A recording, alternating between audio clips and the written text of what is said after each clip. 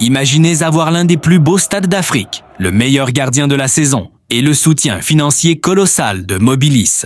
Mais se retrouver à la 11e place, c'est la réalité amère de la JSK aujourd'hui. Mais avant de crier à l'échec, sachez que les dernières 48 heures cachent des changements radicaux qui pourraient tout basculer. Êtes-vous prêts pour la vérité? État des lieux, l'hémorragie des points et le complexe des matchs nuls. Après une sortie prématurée de la Ligue des champions africaine, les Canaries ont jeté toutes leurs forces en championnat.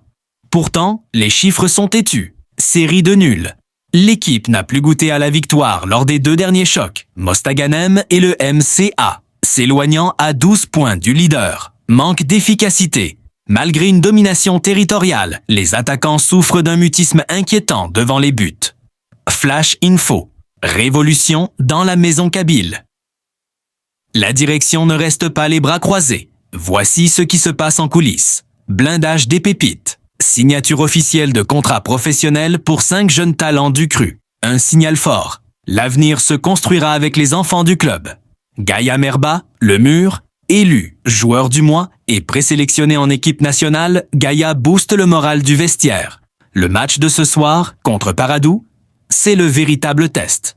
Une victoire relancerait la course pour une place africaine. Tout autre résultat pourrait accélérer des départs au sein du staff technique. Partie, analyse, le pourquoi du comment.